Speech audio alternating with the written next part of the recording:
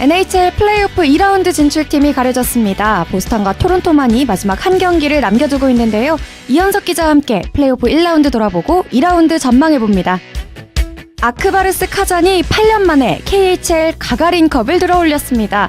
KHL 가가린컵 파이널도 함께 살펴보시죠. 국내 최초, 국내 유일의 아이스하키 팟캐스트 비하인드 넷 145회 지금 시작합니다.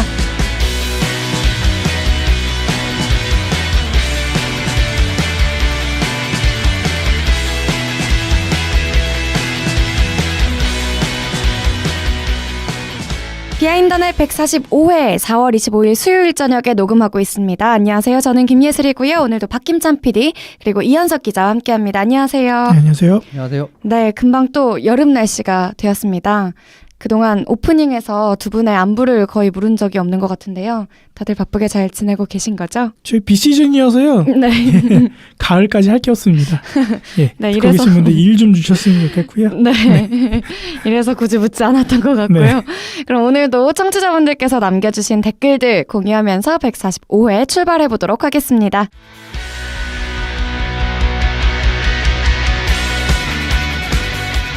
비하인드 넷 145회 네이버 댓글부터 살펴보시죠. 먼저 알로에츠님 남겨주셨어요. 이번 주는 방송을 3번이나 들었습니다. 차를 사게 돼서 주행 중에는 무조건 비하인드 넷을 돌립니다. 어느덧 김예슬 아나운서님의 진행이 익숙해짐과 동시에 김태범 아나운서님 진행도 그립기도 하네요.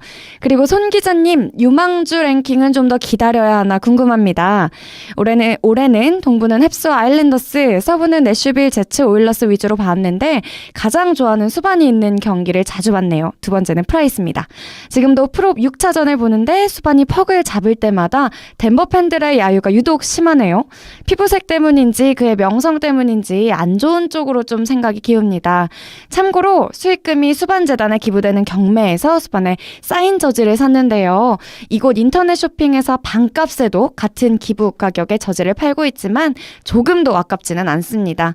경매에 재미 붙어서 아일랜더스와 헵스의 성소수자 데이트 경기 때 레코넨의 웜업 사인 저지도 샀네요.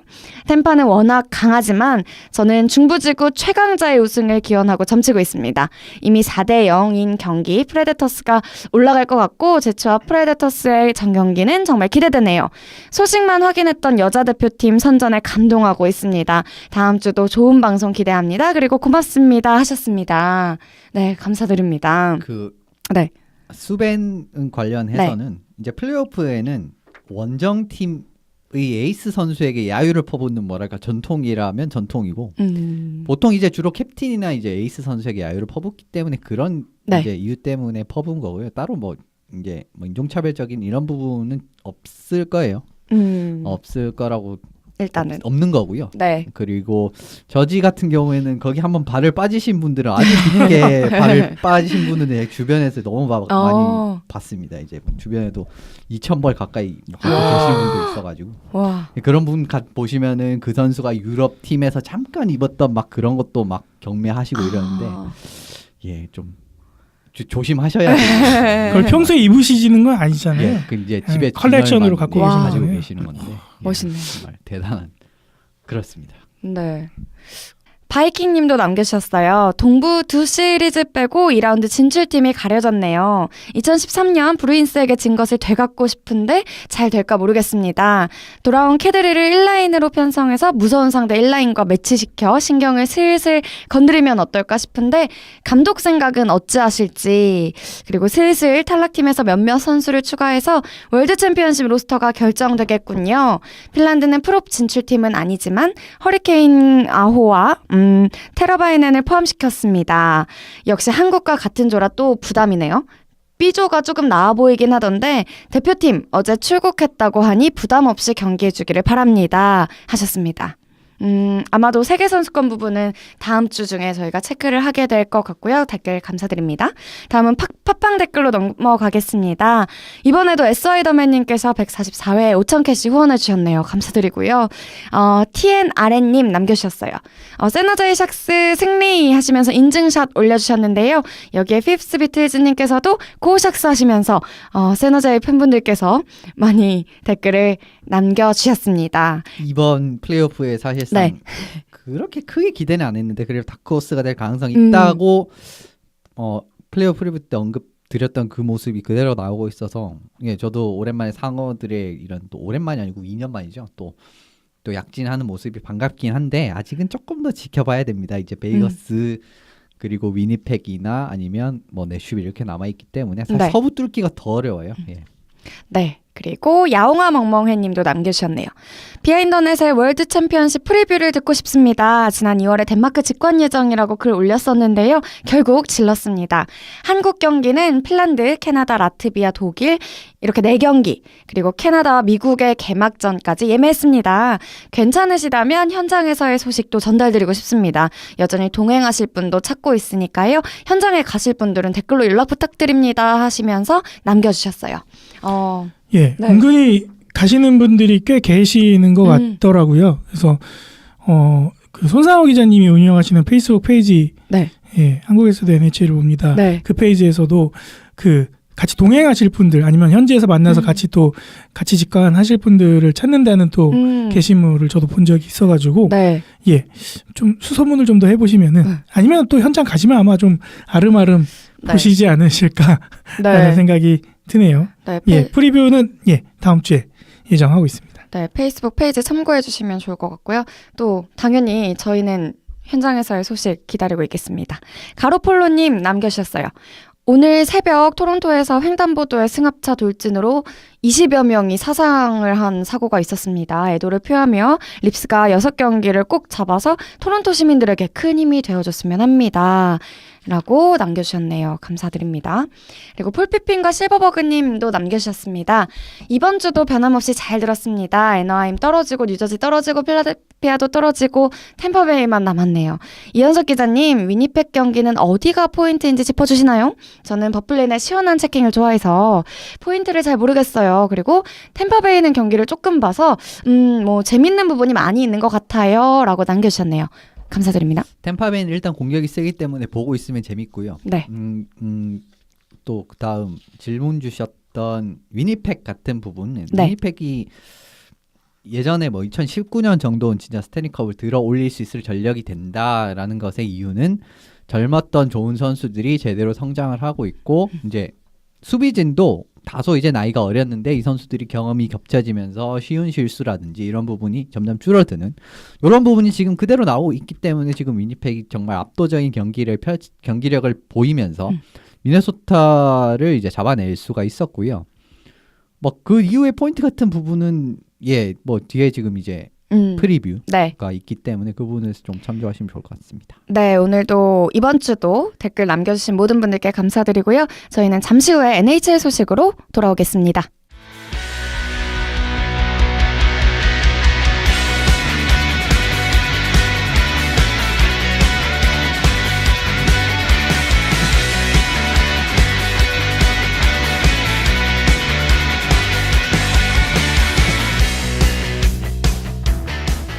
비하인더넷 145회 함께하고 계시고요. NHL 플레이오프 1라운드 리뷰부터 시작해봅니다.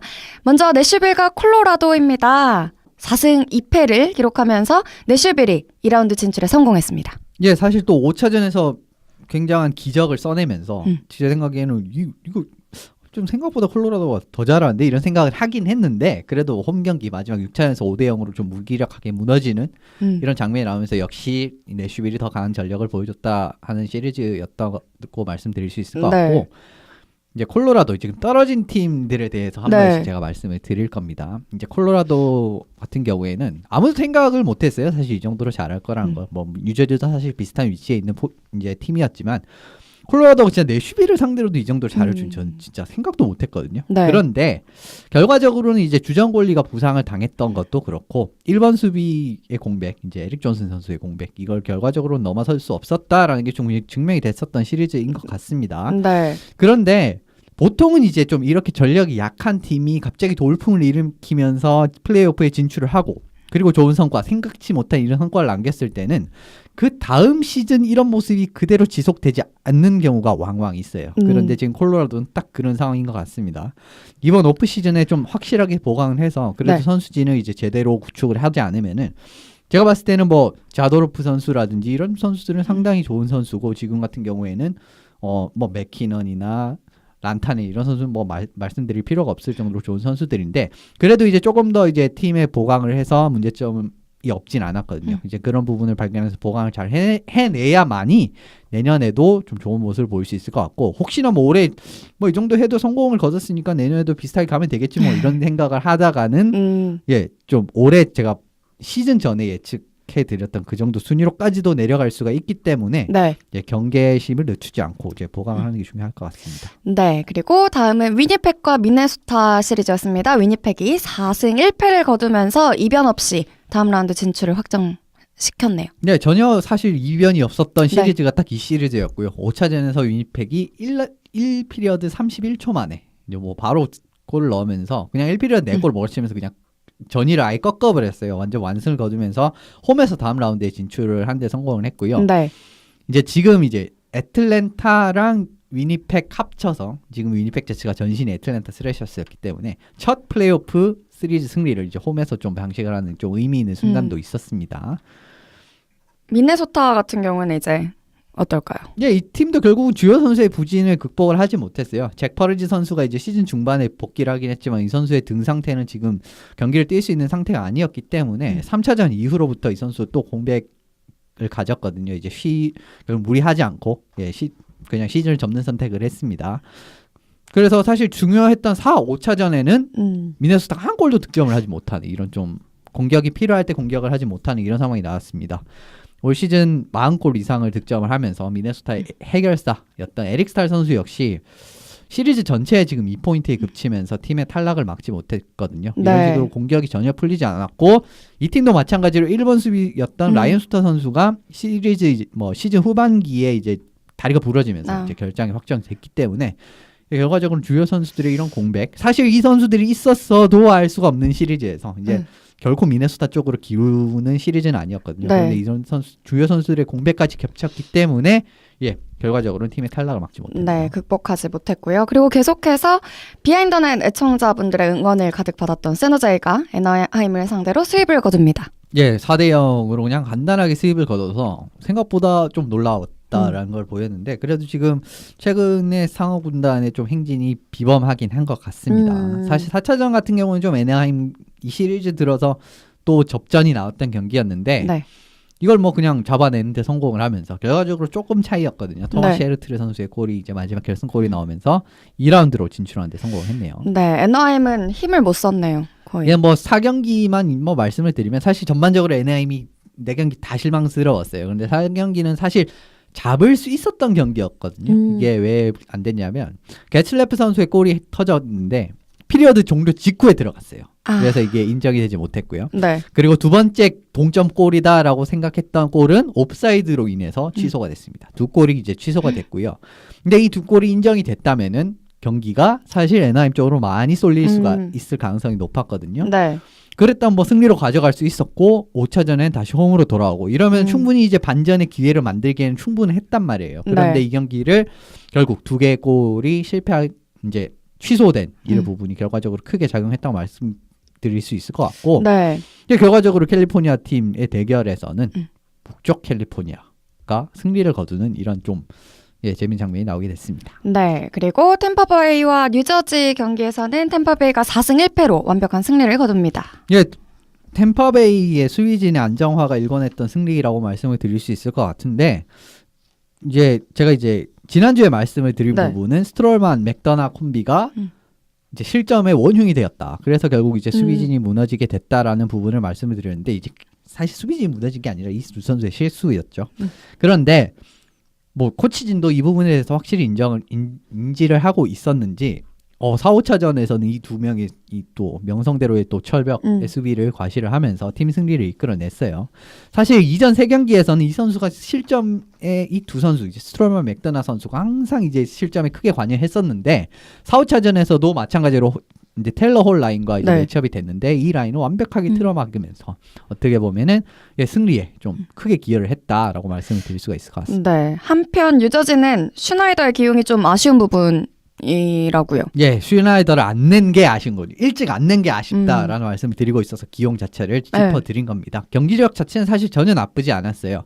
근데 한 템포 늦었던 슈나이더의 기용 자체가 결과적으로는 시리즈에 미친 영향이 적지 않았다고 저는 생각을 합니다. 1차전 사실 키스 킨케이드 굴리가 굉장히 크게 무너졌어요. 이러면 사실 2차전 정도 되면은 카드를 뽑아야 되는 상황이 왔었습니다. 그런데 2차전에도 슈나이더 선수를 이제 투입을 하지 않았었거든요. 네. 그런데 2차전이 제가 기억하기로는 지금 5경기 중에 뉴저지의 경기를 가장 좋았던 이제 경기가 2차전이었어요. 근데 이 경기에 슈나더를 투입을 해서 승리를 거뒀다면은 4차전까지 2대2가 되는 상황이었습니다. 이러면은 완전히 이제 이야기가 달라지는 상황이 나오거든요. 시리즈의 흐름이 달라지는 이런 상황이 나올 수 있었는데 예, 이 선택이 한 박자 늦었고 네. 2차전을 패배한 이게 결과적으로는 예, 뉴저지 입장에선 좀 크게 작용한 것 같네요. 네, 이번에는 보스턴과 토론토입니다. 지금 현재 3대3 동률을 이루고 있는데요.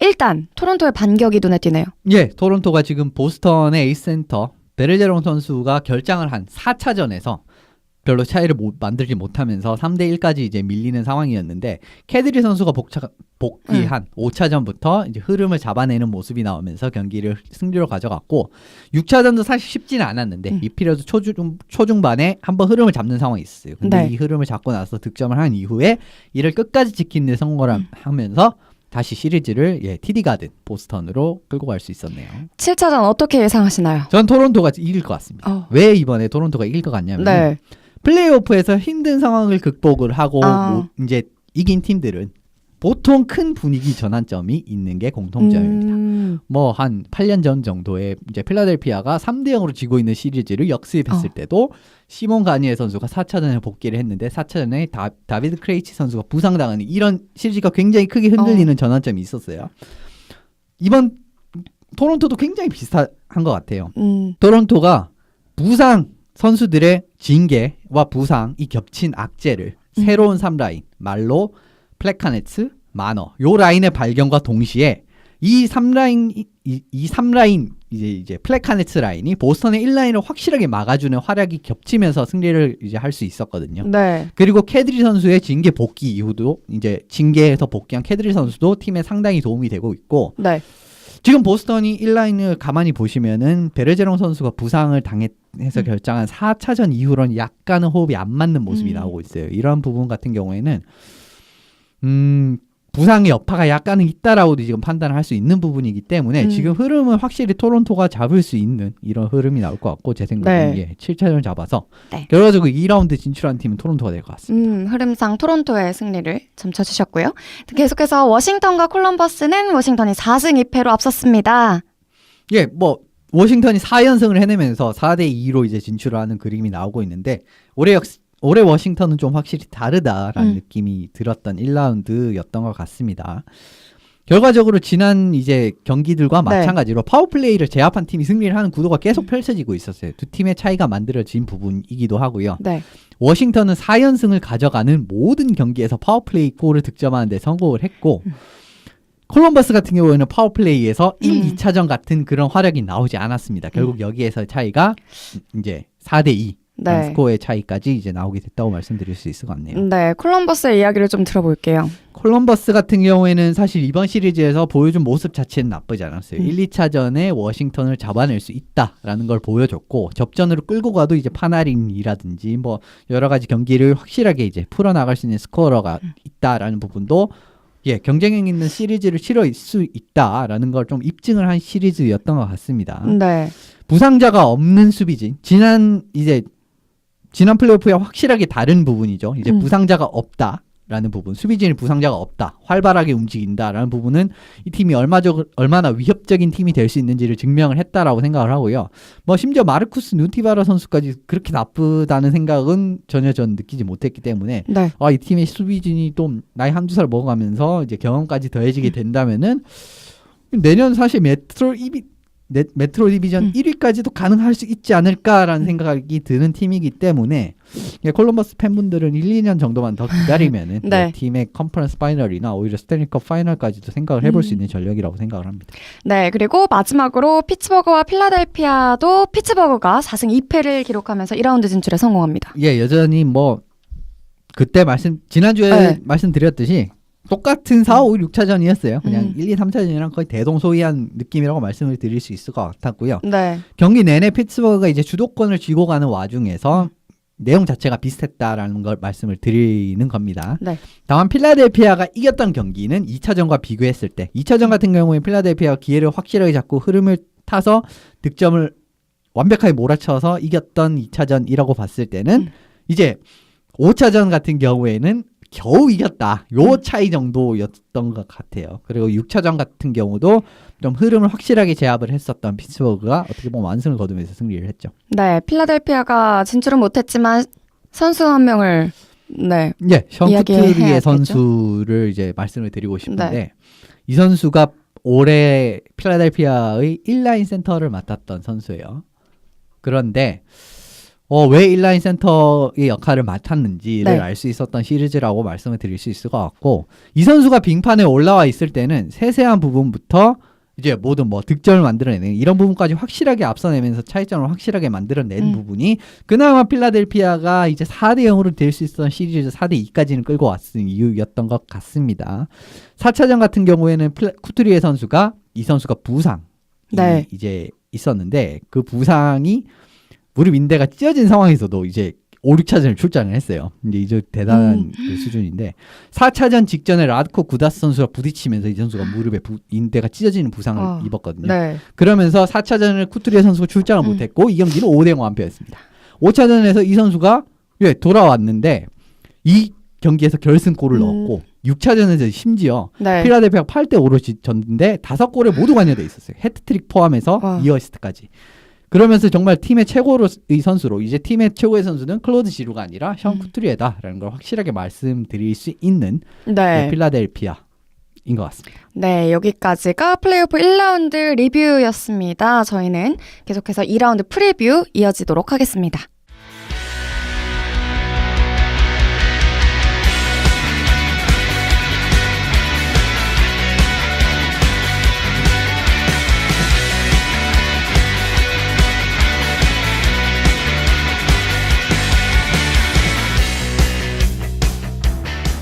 비하인드넷 145회 NHL 플레이오프 2라운드 계속해서 예상해 보도록 하겠습니다. 각 디비전의 챔피언을 가리는 2라운드인데요. 흥미로운 매치업이 많이 형성됐다고요? 예, 뭐 사실상 디비전의 이제 챔피언 지금 포맷에서는 이제 디비전의 챔피언을 가리는 네. 2라운드라고 말씀을 드릴 수가 있을 것 같아요. 물론 뭐 와일드카드가 들어오면은 네. 이제 이 부분이 약간 의미가 퇴색되는 경우도 있긴 하지만 예. 그렇다고 미리 말씀을 드립니다. 네, 그리고 먼저 내슈빌과 위니펙이 만납니다.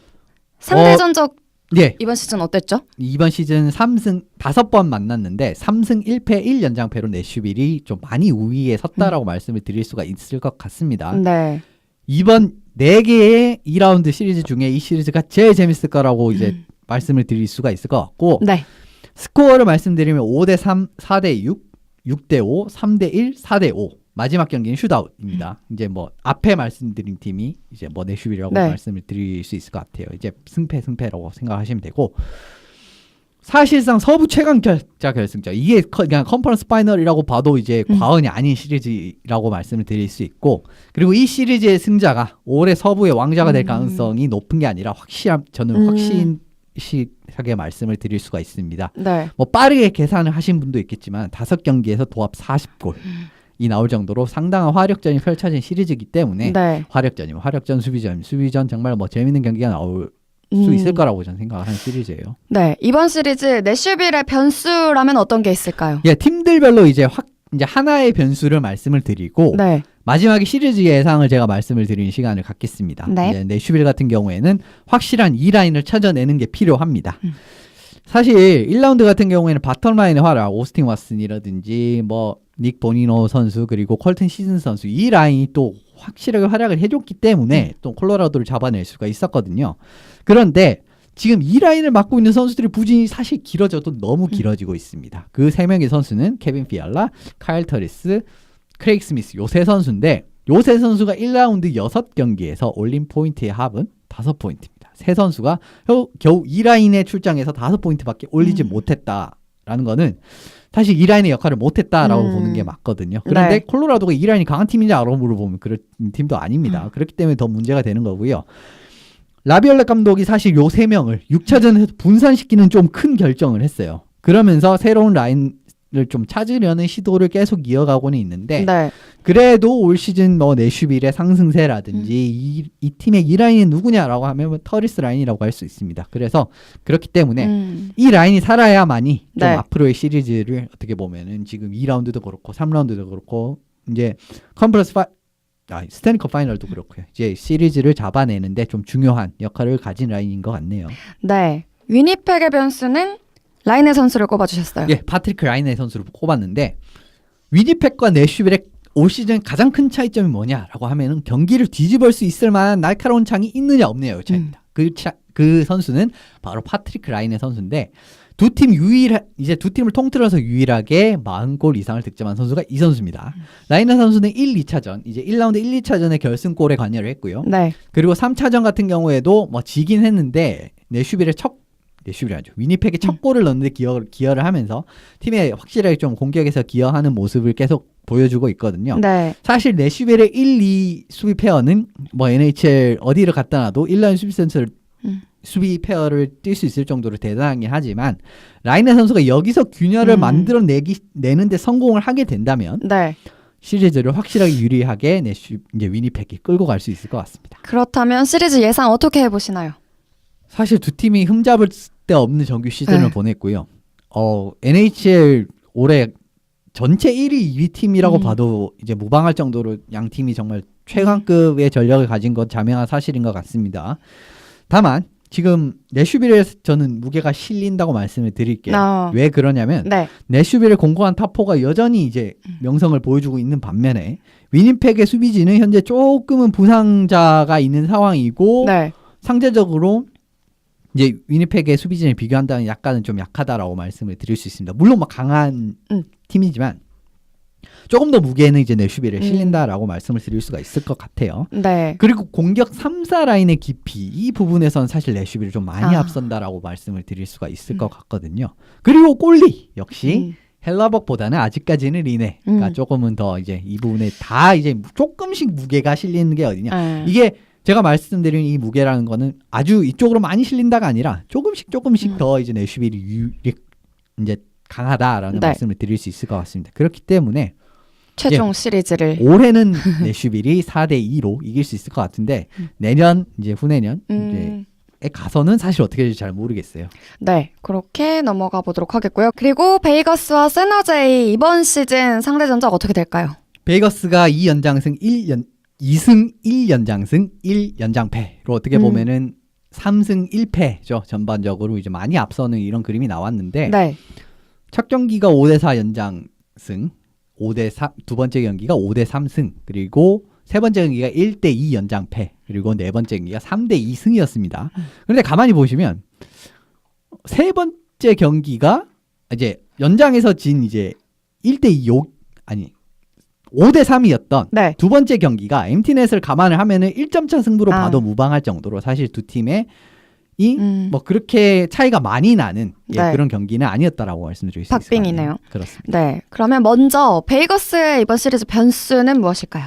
세너제이의 수비를 뚫어내는 겁니다. 어떻게 보면 LA의 수비까지 뚫어냈던 베이거스였는데 사실 베이거스 같은 경우에는 팀 컬러가 리그 최고의 득점 분포를 가진 팀이라고 봐도 이제 이렇게 말씀을 드릴 수가 있을 것 같아요. 사실상 모든 라인이 NHL 어느 팀에 갖다 놔도 2라인 이상의 역할을 해줄 수 있는 팀입니다.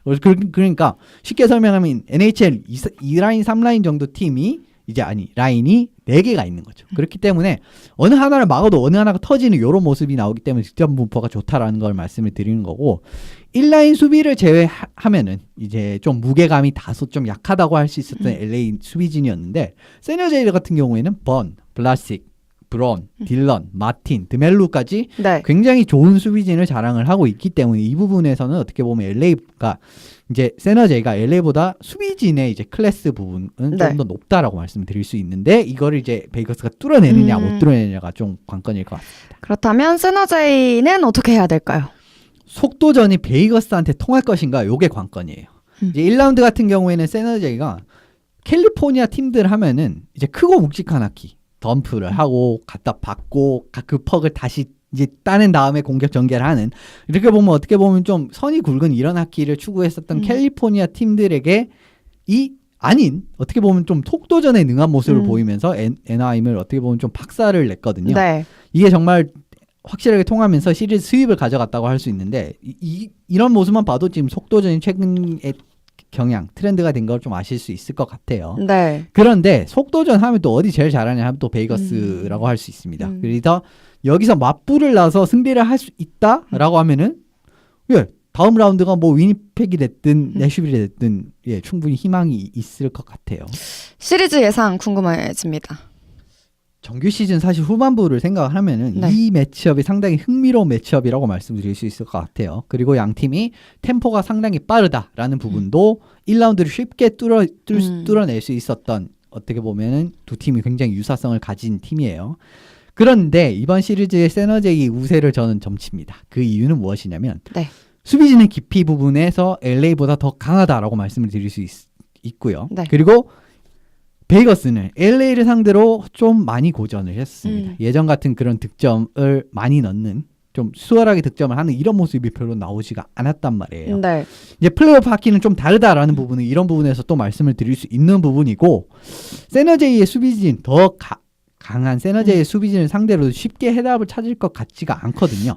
그렇기 때문에 저는 또 그리고 기세 자체도 어떻게 보면 좀 라이벌전에서 애나하임을 완벽하게 공략을 한 좀 세너제이의 기세가 약간은 더 좋다고 판단을 하기 때문에 네. 이 시리즈 역시 4대2로 세너제이가 잡지 않을까라는 생각입니다. 네. 계속해서 템파베이가 아마도 토론토를 만나게 될 거라고 저희가 예상을 했죠. 그렇습니다. 그렇게 가정을 한다면 이번 시즌 상대 전적 어떻게 될까요? 2승 1연장승 1패입니다. 그러니까 3승 1패로 템파베이가 앞서고 있는 건 마찬가지고요. 2대0, 3대4, 4대3 슛아웃승이 있고 그리고 4대3 이렇게 경기가 펼쳐졌는데 네 경기 모두 역시 마찬가지로 접전 양상을 띄었지만 근소하게 템파베이가 차이를 만들어내면서 이제 승리를 가져갔던 경기였기 때문에 시즌 전적은 3승 1패로 템파베이가 앞서네요. 네. 템파베이는 이 근소한 차이를 계속 유지시키려면 뭘 어떻게 해야 될까요? 사실 수비수의 턴오버 문제 요거 딱 하나만 해결하면은 스탠리 파이널까지는 그냥 따놓은 당상인 것 같은 모습이 계속 나오고 있습니다.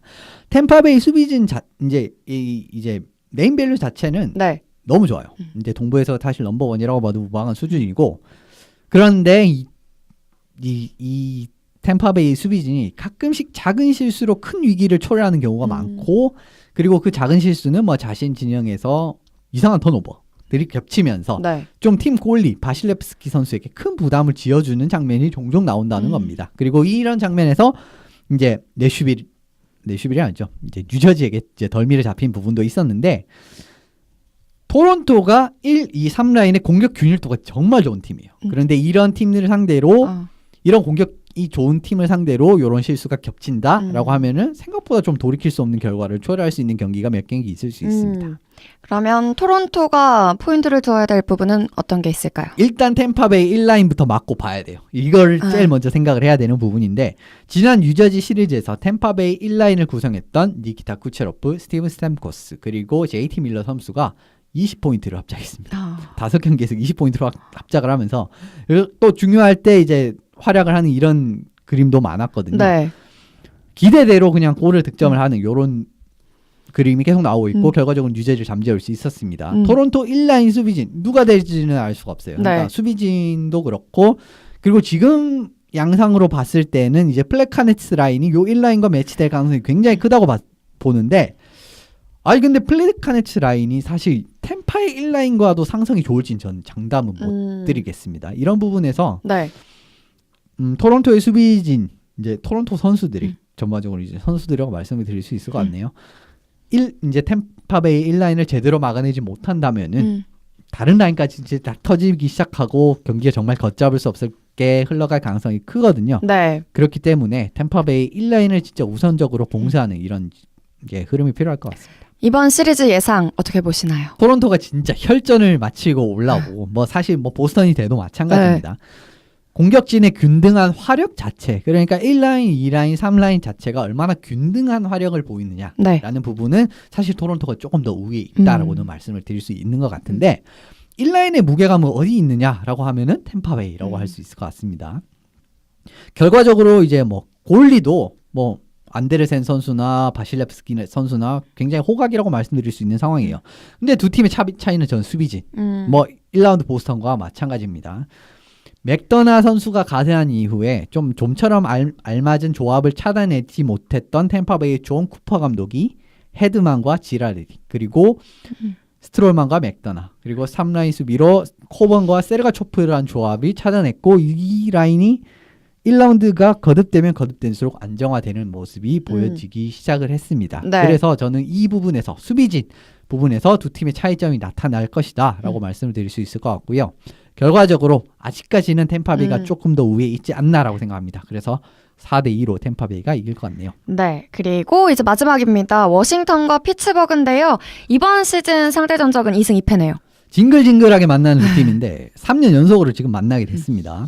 정규 2승 2패로 맞선 상황이고 네. 선제골을 넣는 팀이 전부 승 경기를 잡는 이런 지금 양상이 펼쳐지고 있네요. 스코어를 말씀드리면 워싱턴 기준으로 말씀드리면 2대3, 4대1, 4대7, 3대1로 2승 2패. 딱 뭐 연장 가는 것도 없었고요. 그냥 깔끔하게 2승 2패로 맞서게 됐습니다. 네, 이번 시리즈 워싱턴의 변수를 꼽자면요. The Great Eight, 알렉스 오베치킨입니다. 사실 최근 들어서 오베치킨 선수가 플레이오프만 들어오면 이게 진짜 우리가 보던 오베치킨이 맞나? 라는 생각이 들 정도로 많이 부진했어요. 사실 이름값에 걸만한 활약은 결코 못했다고 저는 단정지어 말씀을 드릴 수 있습니다. 그런데 이번 플레이오프에서 1라운드에서 8포인트를 올렸어요. 그러면서 팀의 중요한 골을 득점을 한과 동시에 오랜만에 정말 뭐 0809 시즌 이제 뭐 이때도 사실 이제 피츠버그를 만나서 탈락했던 시즌인데 네. 이때만큼이나 지금 플레이오프 해결사의 모습을 또 유감없이 과시를 하고 있는 올 시즌이기 때문에 네. 역시 이제 오프 시즌 제가 이번 시즌 전 프리뷰를 말씀드릴 때 오베치킨 선수가 굉장히 몸을 오프시즌에 잘 만들었다라는 말씀을 드렸는데 역시 허언이 아닌 것 같다. 역시나 확실하게 오프시즌을 대비한 자는 뭐 끝까지 좋은 모습을 보여주고 있다라는 부분을 말씀을 드릴 수 있을 것 같고 네. 그레이트 에이시 활약하는 이상 이번에는 워싱턴이 좀 변수라고 말씀드릴 수 있을 것 같네요. 일단 피츠버그의 그런 공략점은 무엇일까요? 피츠버그가 1라운드 사실 경기력이 너무 좋지 않았어요. 저는 이게 진짜 피츠버그 2연패를 한 피츠버그가 맞나 싶을 정도. 물론 뭐 이겼습니다. 굉장히 뭐 다득점으로 이긴 경기도 있었고요. 뭐 전반적으로 필라델피아를 수월하게 잡아내긴 했는데 경기력 자체는 그렇게 깔끔하지 못했습니다. 그런데 하나 죽지 않았다라는 부분을 활약할 수 있는 이제 느낄 수 있었던 부분은 무엇이었냐면은 상대의 실수를 확실하게 득점으로 만드는 능력 요거 하나 자체는 정말 아직까지 살아있구나. 이 팀이 왜 아직 강팀으로 부상하는지를 알 수 있었어요. 필라델피아 선수들이 굉장히 실수를 많이 했습니다. 정말 이렇게 실수를 많이 하고 어떻게 플레이오프에 올라와 있었나 싶을 정도로 실수를 많이 했는데 그 실수마다 확실하게 득점을 연결을 해내는 장면을 이제 만들어내면서 경기를 굉장히 유리하게 이끌어가는 장면이 있었고 이 경기들을 승리로 잡아낼 수 있었거든요. 네. 그러니까 상대 입장에서는 절대 실수를 하나라도 할 수가 없구나 이렇게 실수의 여지를 주지 않는 이런 운영이 있었기 때문에 1라운드를 뚫어낼 수 있었고 이런 날카로운 역습이 살아있는 한 피츠버그는 사실 영원히 뭐 올해도 마찬가지로 좀 강호로 자리 잡을 수 있을 것 같네요. 이번 시리즈 어떻게 예상하시나요? 지난 2년간의 굉장히 아픈 기억이 있었던 워싱턴이지만 올해는 떨쳐낼 수 있을 거라고 저는 생각을 합니다. 뭐 사실 이거 3년 연속 드리는 말씀이긴 한데 근데 진짜 올해는 좀 달라요. 왜 그러냐라는 말씀을 드리면 오베치킨이 해결사로서 확실하게 재활약을 해내고 있고요. 속도전에서 굉장히 크게 밀렸거든요. 피츠버그 지난 2년간 돌이켜보면요. 근데 올해 같은 경우에는 지난 2년간 좀 다르게 라인별로 속도감 있는 선수들이 굉장히 잘 배치돼 있습니다. 그리고 저는 좀 챈들러 스티븐슨 요 선수가 좀 잘하고 있는 부분 같은 것도 있고 이러면서 속도 부분에서도 확실하게 약점이 보완이 됐습니다.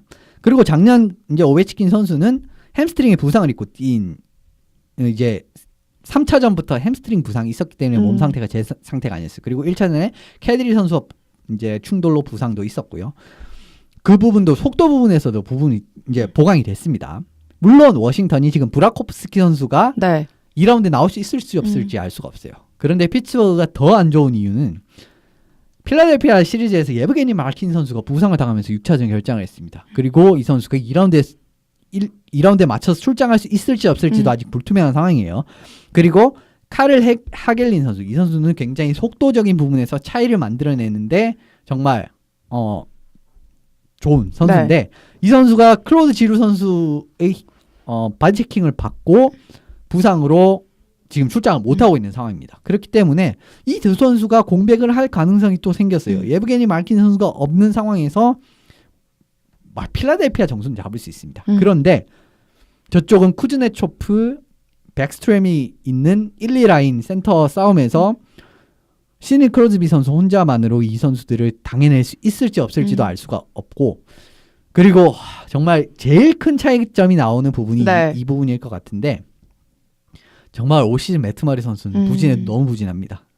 이게 제가 말씀을 드렸지만은 이게 1A, 1B 골리를 쓰는 팀이 네.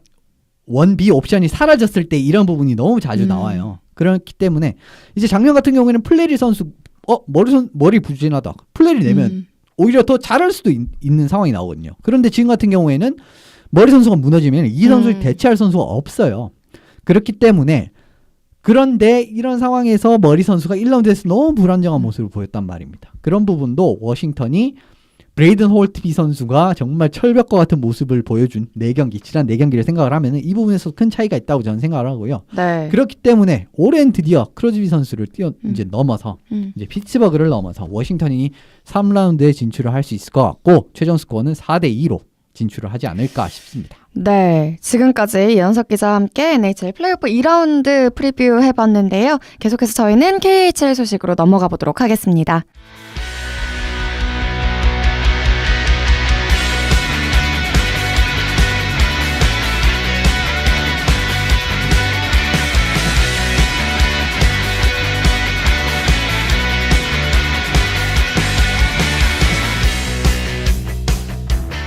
비하인드넷 145회 KHL 결승 소식입니다. 아크바르스가 가가린컵을 들어올리기까지의 과정 먼저 살펴볼 텐데요.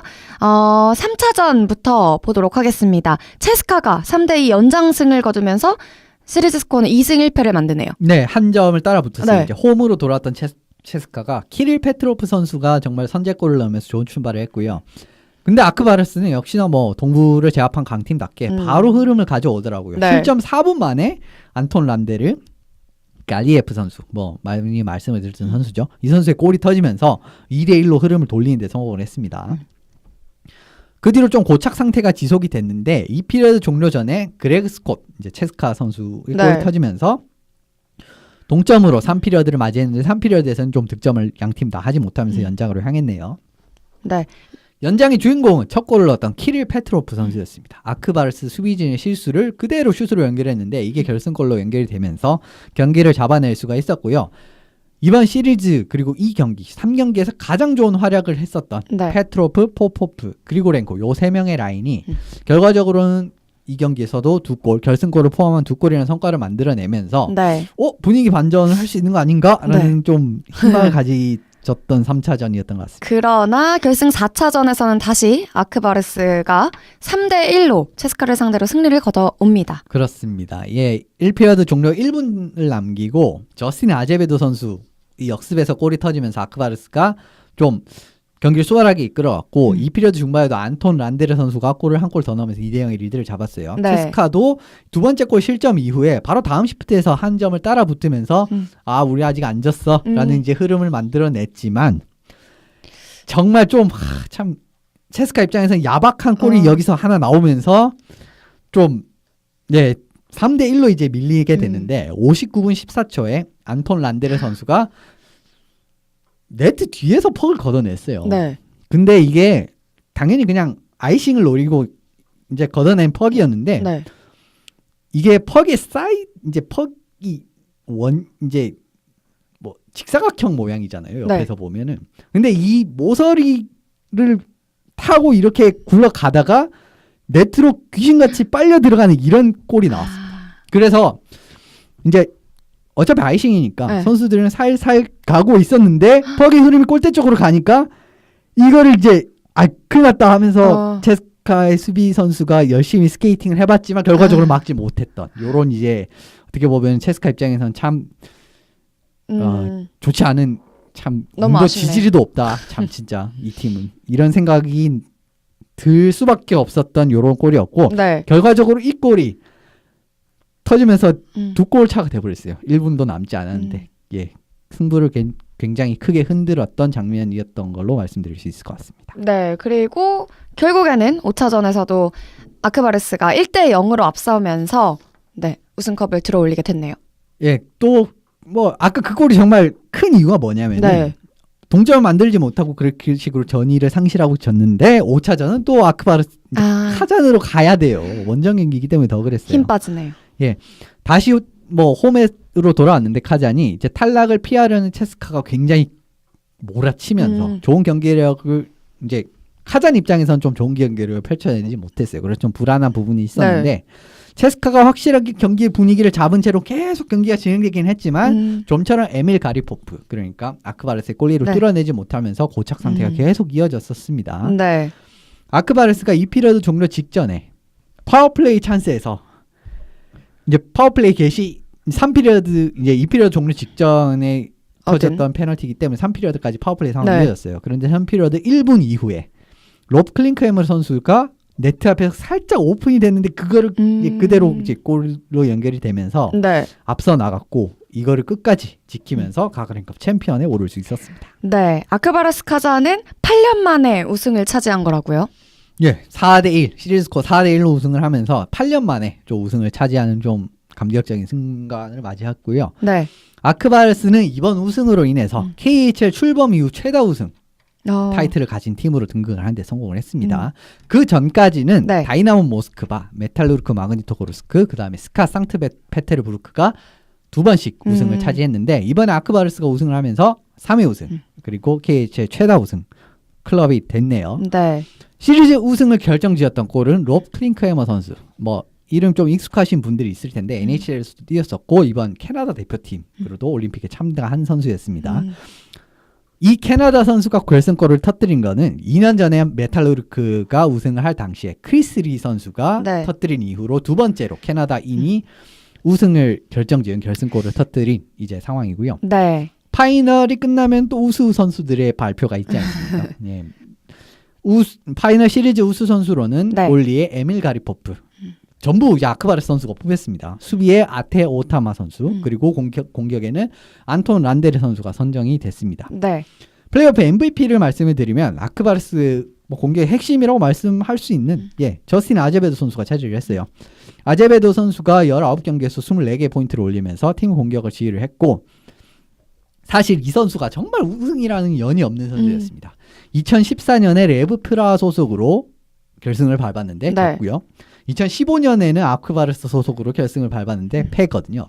그런데 이번에 플레이오프 MVP까지 수상을 하면서 그 뭐 두 번의 아픈 기억은 확실하게 깨끗이 지울 수 있었던 좋은 기억으로 남은 17-18 시즌이 된 것 같습니다. 네. 그리고 골리들은 좀 어땠을까요? 예, 골리 대결의 승리 사실 이게 아크바르스가 우승을 한 가장 큰 요인이라고 저는 생각을 하는데 아크바르스의 에밀 가리포프 선수는 5경기에서 6실점밖에 하지 않는 정말 대단했는데 112개 슛 중에 106개를 막아냈습니다. 정말 뭐 대단하고 신들린 활약을 보이면서 사실 저는 체스카가 요한손 선수가 스카를 잡는 모습 그리고 일리아 소로킨이라는 어떻게 보면 지금 러시아 젊은 골리들 중에서 뭐 제일 잘하는 수준의 골리라고 할 수 있을 것 같거든요. 뭐 물론 뭐 세스토로킨 선수를 위해 놓는 분들도 계시지만 소로킨 선수가 젊은 골리 중에 거의 뭐 세 손가락 안에 드는 선수라고 생각을 해요. 그렇기 때문에 골테닝 부분에서는 저는 체스카브가 훨씬 더 앞설 것이다 라고 생각을 했는데 그러지 못했습니다. 요한손 선수가 나온 경기도 있었고 소로킨 선수가 나온 경기도 있었는데 뭐 보기 좋게 다 승리를 거두면서 에밀 가리포프 선수가 사실상 플레이오프 우승에 좀 1등 공신이라고 말씀드릴 수 있을 것 같네요. 카잔의 우승을 좀 이끌었던 요인들이 있겠죠. 예, 또 하나 더 말씀드리면 베테랑들이 정말 잘 분전해줬어요. 오프 시즌에 뭐 도핑도 있었고 NHL 트라우드도 있었고 많은 우여곡절이 있었던 다니스 자리포프 선수 뭐 팟캐스트도 여러 번 언급을 드렸던 이름입니다. 그런데 이 선수가 정말 뭐 중요할 때 팀에 활약을 해주면서 팀 우승에도 좀 크게 기여를 했네요. 자리포프 선수가 재밌는 게 뭐냐면은 아크바르스가 3번의 우승을 할 때 모두 지금 소속이 돼 있었습니다. 그러니까 첫 2회와 올해 그리고 메탈루르크 마그니토고르스크가 2번 우승을 할 때도 이제 자리포프 선수는 메탈루르크 소속이었어요. 그렇기 때문에 지금 10번의 KHL 시즌 중에서 이 선수가 5번이나 우승컵을 들어 올리는 정말 대단한 뭐 우승 청부사라고 봐도 사실 뭐 이 정도 무방한 수준이기 때문에 네. 예, 자리포프 선수를 한번 언급을 드려야 될 것 같고 네. 또 뭐 NHL을 많이 보신 분들이 많이 기억하고 있는 안드레이 마르코프 선수. 이제 NHL 선수생활 정리하고 러시아로 돌아왔는데 이 선수도 뭐 첫 해부터 바로 우승을 하는 좀 감격을 만끽을 하면서 네. 뭐 파벨 다츠크 선수도 작년에 이제 복귀를 해서 우승을 하는 좀 감격이 있었는데 뭐 이 선수도 그런 좀 계보를 이어가고 있는 것 같습니다. 그리고 몬트리올 그리고 NHL에서 한 3년 정도 활약을 했었던 이레지 세카치 선수가 있어요. 이 선수도 이제 체코의 공격수인데 이 선수 역시 또 예, 올해 한번 우승을 이제 마르코프 선수와 이제 같이 우승컵을 차지하면서 네. 좀 좋은 기억을 남기는 시리즈를 만드는데 많이 예, 도움이 되었던 시리즈였던 것 같습니다. 그리고 근데 체스카도 사실 잘했잖아요. 왜 졌는지 아직도 모르겠어요. 저는 사실 올해 우승을 못하면은 진짜 이 팀은 뭔가 신팀이다라고밖에 설명을 드릴 수가 없거든요. 이번에 펼쳐진 5경기에서 아크바르스보다 훨씬 더 좋은 경기를 펼쳤음에도 불구하고 에밀 가르푸프 선수를 전혀 공략을 해내지 못하면서 다시 한번 우승의 문턱에서 좌절을 하고 말았습니다. 그런데 이게 아까운 이유가 뭐냐면 올해 진짜 체스카가 기합을 놓고 들어온 시즌이었어요.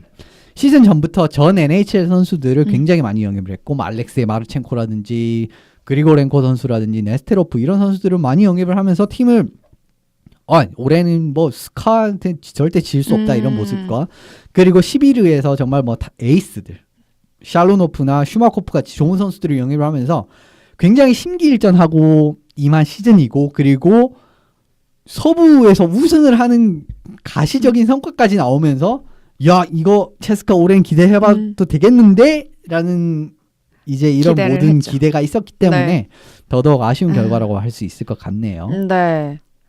얼마 정도 압도적으로 경기를 펼쳤냐면은 체스카가 아크바르스와 5경기에서 슈팅 숫자 차이를 다 더해보니까 51개나 나더라고요. 그러니까 그냥 나누기를 해도 경기당 슛을 10개를 더 썼다는 거예요. 그런데 3차전부터 이제 3, 4, 5차전의 차이를 비교하면 더더욱 극명하게 나타나는 게 뭐냐면은 112대 59입니다. 이 정도로 거의 2배에 가까운 슛을 몰아쳤음에도 불구하고 결과는 뭐 3차전은 이기긴 했지만 4, 5차전은 체스카답지 않은 모습을 보이면서 가리포프 선수를 전혀 공략을 하지 못했던 점이 결과적으로는 가장 큰 페인이고 올해도 역시나 체스카는 우승을 하는데 실패를 하면서 어떻게 보면 KHL 무관의 지금 시즌이 계속 이어지고 있네요. 예. 뭐 지금 또 KHL의 시즌이 마무리가 됐는데 벌써 뭐 다음 시즌 이야기가 뭐 나오고 있습니다. 이미 지금 올해는 라다 톨리아티 팀과 우그라 팀 두 팀이 KHL에서 이제 빠지는 결정이 났기 때문에 디비전 조정이 지금 확정이 된 상황이고요. 그리고 뭐 지금 뭐 코스키는 선수는 에드먼턴 오일러스로 간다 이런 이야기도 있고 슬라바 보이노프 선수도 NHL 복귀가 지금 좀 임박을 한 이런 흐름이 나오고 있기 때문에 뭐 또 이런 오프 시즌 이야기는 또 그때 가서 조금씩 자세하게 전달드리도록 하겠습니다. 네, 지금까지 아크바르스의 가가린컵 우승 소식 살펴봤습니다. 다음 주에는 많은 분들께서 기다리시고 계신 세계선수권 월드챔피언십 특집이 진행될 예정인데요. 일단 지금 디비전 1A, 1B 진행되고 있다고요? 예, 지금 이 저희가 녹음하고 있는 시간대에도 경기들이 진행이 되고 있는데 1A가 굉장히 복잡하네요. 1A가 이런 말씀을 드리면 좀 어폐일 수도 있는데 대한민국이 올라가는 바람에 진짜 지옥도가 펼쳐지고 있어요. 진짜.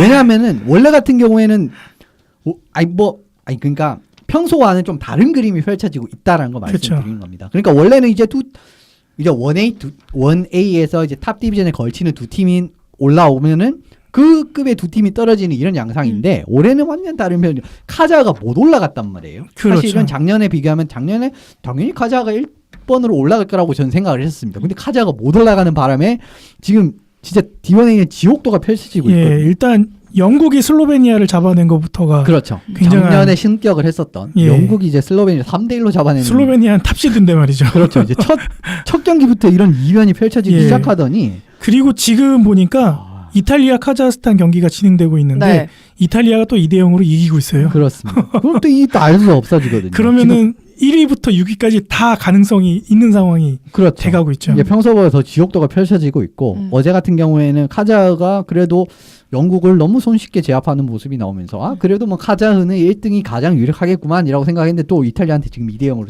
발목을 잡히고 있는 상황이 나오고 있거든요. 그리고 이탈리아의 팀 컬러인 수비를 생각을 해본다면은 생각보다 이걸 카자흐가 뚫기가 어려워질 수가 있습니다. 물론 뭐 처음부터 흐름을 잡고 간다면 그건 또 완전 다른 양상의 경기가 펼쳐질 수 있겠지만은 지금 같은 경우에는 2대0으로 밀리는 상황이기 때문에 또 카자흐 승리를 좀 장담할 수가 없다라는 거죠. 이러면은 또 제일 웃고 있는 팀은 슬로베니아예요. 결과적으로. 그렇죠. 슬로베니아가 남은 3경기 잡으면은 이것도 뭐 그냥 바로 또 올라갈 수가 있는 겁니다. 예, 지금 승점이 없는데 예. 또 이것도 굉장히 어떻게 보면 그러네요. 생소한 거죠. 어떻게 보면 지금 슬로베니아가 첫 2경기에서 영국과 폴란드한테 패한다? 물론 패할 수는 있어요. 왜냐면은 결과적으로 D1 B급 상위 팀 같은 경우고 그리고 이제 영국 같은 경우가 D1 B에서 이제 조금 상위 클래스인 팀이고 폴란드 같은 경우에는 D1 A에서 이제 중위권을 차지한 팀인데 네. 뭐 이런 팀이 슬로베니아 한두 판 잡을 수 있습니다. 그런데 이게 연속으로 2경기 나왔다? 이건 좀 승리 펼쳐지는 일이 아니거든요. 그렇기 때문에 제가 뭐 지금 지옥도라는 말씀 계속 드리는 게 또 이런 결과에서도 나타나고 있는 겁니다. 예, 올해 우리나라 떨어지면 이 지옥으로 떨어지는 건데 네, 정말 진짜 주의를 해야 돼요. 지금부터라도 자유해야 되는데 말이죠. 정말 이 팀들 중에 좀 만만한 팀들이 하나도 없다는 게 승점에서도 지금 나타나고 있고요. 네. 그리고 뭐 이탈리아도 사실 지금 헝가리한테 그 전 경기는 2대3으로 역전패를 당했단 말입니다. 네. 그렇기 때문에 더더욱 지금 혼전으로 흘러가고 있는 D1의 그림인 것 같네요. 원빈은 좀 어떨까요? 원빈은 사실 이 또 지금 리투아니아에서 펼쳐지고 있는데 리투아니아에서 이 대회 직전에 전 NHL에서 뛰었던 두 선수가 합류를 하면서 이게 리투아니아 또 의외의 변수가 될 수 있습니다. 다니우스 주브루스 선수와 카스파레이티스 선수가 그 두 명인데 좀 많이 이름을 들어보셨을 거예요. NHL에서 상당히 적적을 남겼던 선수입니다.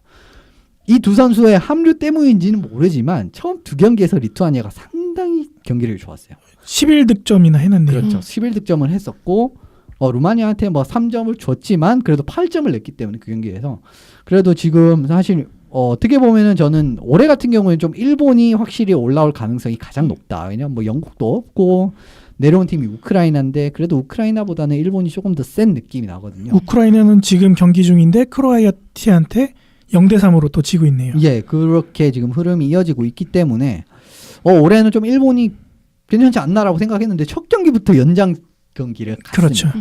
그러면서 여기서 승점을 까먹은 게 결과적으로는 좀 크게 볼 수도 있다고 했는데 뭐 다른 팀들이 좀 생각보다 못해주고 있어요. 그리고 어제 같은 경우에는 일본이 크로아티아를 상대로 1대3으로 뒤지고 있는 경기를 4대3으로 역전하는 거 봤을 때 올해 같은 경우는 일본이 상당히 확실히 이와모토 감독이 부임을 한 이후에 이와모토 색깔이 많이 들어간 선수 선발을 하긴 하지만 결과적으로는 이게 좀 좋게 나타나고 있다라는 부분에서 일본 팀이 좀 올해는 가능성이 있지 않나라고 생각을 했었습니다. 예, 그런데 내일 시간 기준으로 뭐 새벽쯤에 리투아니아를 그렇죠. 상대하는 게 오늘 새벽 이제 내일 새벽 네. 1시 반에 일본과 리투아니아의 경기가 있습니다. 사실상의 승격전이네요. 이 두 팀이 이제 물론 뭐 뒤에 경기를 더 지켜봐야 되기는 하는데 지금 흐름을 봤을 때는 이 경기에서 3점을 내는 팀이 승점 3점을 가져간 팀이 난다라고 하면은 제가 봤을 땐 그 팀이 이제 D1A 승격의 감격을 누릴 수 있지 않을까 생각을 하고요.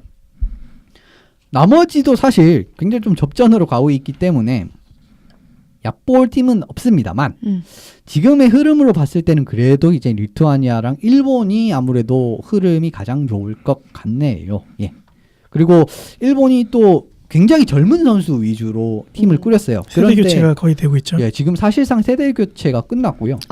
지금 뭐 저희가 항상 아시아 리그 때 언급을 했었던 쿠지 슈에이 뭐 야마시타 타카우미 이런 선수들 한 명도 안 들어가 있습니다. 그런데도 지금 D1B에서 세대 교체를 한 일본이 조금씩 성과가 나오고 있다는 게 보이고 있어요. 저는 1대3으로 진 경기는 그러니까 1대3으로 지고 있었던 크로아티아전은 역시나 일본이 좀 득점을 못하는 이런 약점을 D1B에서도 이런 약점이 그대로 드러나는구나라고 생각한 시점에서 3골을 몰치면서 역전했거든요. 그런 변화된 모습이 나오고 있다. 그리고 이와모토 체제에서 이만큼 지금 제대로 가고 있다라는 부분이 나오고 있기 때문에 예, 앞으로 일본도 사실 조금씩은 더 경기를 해야 되지 않나 싶습니다. 포인트 랭킹을 보니까 4포인트 선수가 2명으로 1위가 있는데 하시모토료, 후루하시 마쿠루 젊은 선수들이 예. 상위권을 차지하고 있네요. 예, 일본의 경기를 이제 관전을 했을 때도 하시모토 이 선수가 원래 굉장히 뛰어난 선수였지만 공격이면 공격, 수비면 수비. 저는 지금 일본 수비 젊은 수비진에는 몇 년 전부터 이 선수가 제일 뛰어난 선수라고 생각하고 있었습니다. 그런데 그거보다 더 한 단계 더 진보한 활약이 나오고 있는 이유가 뭐냐면은 네. 이 선수가 예전보다 공격 가담 빈도가 조금 더 늘어났어요. 그 부분이 팀의 뭐 오지 이글스에서도 그렇고 지금 일본 국가대표팀에서도 그렇고 굉장히 긍정적으로 더 작용을 하고 있다는 부분. 이 부분이 하시모토 선수가 한 단계 더 진보를 한 그런 장면이라고 말씀드릴 수 있을 것 같고 후라시 선수의 약점은 딱 하나예요. 신장이 작은 거. 키가 1m72밖에 안 되는 부분. 요 하나 빼고는 사실 후라시 선수는 공격이면 공격, 수비면 수비, 굉장히 성실한 플레이, 백체킹도 확실하게 들어오는 플레이 이런 부분을 다 감안했을 땐 굉장히 좋은 선수인데 예, 이 선수도 두각을 드러내는데 지금 성공을 하고 있고 그리고 올해 지금 NCAA에서 뛰고 있는 미우라 유키 선수도 포인트가 많지는 않지만 올라올 때 빙판에 올라올 때는 확실한 이제 득점 찬스를 많이 만들어내면서 근데 이 선수도 굉장히 젊은 선수거든요. 미우라 유키 선수도 제가 기억하기에는 96년생입니다. 그렇기 때문에 일본이 지금 세대 교체가 거의 끝나지 않았나라는 생각이 들 정도로 좀 약점이 무섭다. 물론 뭐 앞으로 남은 경기가 어떻게 될지 알 수 없고 결과적으로는 또 올해도 뭐 고배를 마실 가능성도 충분히 있어요. 그럼에도 불구하고 예 감독의 체계 그리고 네. 젊은 선수들의 약진 이런 부분은 뭐 일본 하키 팬분들 입장에서는 확실히 좀 기쁜 소식이지 않나 싶습니다. 예, D1A, D1B가 이번 주말까지 예정이 돼 있더라고요. 네. 그래서 아마 이제 어느 팀이 승격이 되고 어느 팀이 또 강등이 되고 그리고 행여나 우리나라가 잔류에 성공하지 못하고 떨어지게 된다면은 뭐 이왕 이렇게 되는 거면은 일본이 올라와서 같이 또 한일전을 하면 어떨까 뭐 이런 생각도 들기는 하는데 예 다음 주쯤이면은 예 1A 1B 상황 정리할 수가 있겠네요. 네. 지금까지 비하인드넷 145회 함께 하셨습니다. 한 10번 조금 넘게 비하인드넷에 저를 껴주셔서 이렇게 부족하지만 진행을 했었는데요. 이번 녹음 후로는 여러분들께서 딱 그리워하실 때쯤 좋은 타이밍에 전문가이신 김태범 아나운서가 복귀할 예정입니다. 아마 다음 주 수요일에 세계선수권 특집으로 녹음이 진행될 예정이고요. 넓은 아량으로 저를 이해해 주시고 또 좋게 봐주셔서 너무 즐겁게 비하인드넷 만들어갈 수 있었던 것 같습니다. 예, 저 벌써 다음 주 댓글이 기대됩니다. 벌써 다음 주에 아주 우는 소리가 아니에요. 3주 동안은 그렇게 될 것 같고요. 근데 뭐 저희가 원래 이제 김예슬 아나운서가 이렇게 길게 함께 할 예정이 없었잖아요. 네. 갑작스럽게 뭐 네. 여러 가지 스케줄들이나 아니면은 사정들이 겹치면서 예 저희가 뭐 정해놓고 계획대로 가는 게 거의 없습니다만 예 이번에도 마찬가지였던 것 같고요. 네. 뭐 김태범 아나운서가 다시 복귀를 하지만 네. 예 또 사람 일이라는 게 또 맞아요. 어떻게 될지 모르는 거고 또 어떻게 예 각자 스케줄들이나 아니면은 또 예 환경들이 어떻게 변할 수 있는 건지는 모르는 거니까 네. 예 뭐 맺고 끄짐이 저희가 불확실하다는 게 장점이 될 수도 있고 단점이 될 수도 있는데 예 항상 저희 온도 스포츠가 뭐 항상 이제 자기가 각자 갖고 있는 직업들이 우선시 되는 게 1순위고 네. 그다음에 이제 온도 스포츠가 제 후순위로 가고 있기 때문에 예 뭐 맺고 끄짐이 뭐 이렇게 구분지어서 막 이렇게 선 긋는 거보다는 네. 예 시간 되면 또 와서 같이 네. 노는 거고 같이 이야기하는 거고 네. 예 항상 그렇게 저희는 유기적으로 돌아가고 있는 거니까요. 네, 언제나 예. 그랬듯이. 너무 아쉬워하실 필요는 없을 것 같고요. 듣고 계신 분들도 예 그립다 싶으면은 그립다고 표현을 해주시면 됩니다. 예, 그렇습니다. 그러면은 전달은 될 거예요. 예 그러면은 예 김연수 아나운서 네. 더예 댓글 다 더 저기 보니까요. 하시겠죠. 네. 네. 네. 너무 감사드리고요. 진짜 피디님 말씀처럼 종종 또 온더스포츠 통해서 찾아뵙도록 하겠습니다. 다음 주 세계선수권 프리뷰 특집에는 김정민 팀장님께서 함께 해주실 수도 있다고요. 예, 저희가 계속 섭외를 하고 있는데요. 네. 김종인 팀장님이 이제 다음 주 중에 그 덴마크로 출국 예정에 있는데 시간이 허락된다면은 모셔서 이제 아마 방송 나가고 있는 시점에서는 평가전이 진행이 됐을 거거든요. 슬로바키아와 새벽 00시에 진행되는 걸로 알고 있는데 그 내용하고 그 다음에 이제 이틀 뒤에 이제 독일하고 또 평가전이 있어서 그 내용도 뭐 김정민 팀장님을 통해서나 아니면 저희가 또 조사를 해서 소식을 같이 전해드리면서 이왕이면은 직접 가시는 김정민 팀장님 통해서 세계선수권 어떻게 진행이 되고 어떻게 예상이 될지 같이 전망해보는 시간을 가졌으면 하는 바람에 저희가 준비를 하고 있고요. 행여나 혹시나 안 되더라도 저희에게는 항상 김태원 아나운서 이현석 기자님 계시니까요. 일단은 세계선수권 관련해서는 다음 주에 한번 이야기를 하고 가는 시간을 가지도록 하겠습니다. 네, 그럼 저는 애청자로 다시 돌아가도록 하겠고요. 너무 감사드렸고 다음 주도 기대 많이 해주셨으면 좋겠습니다.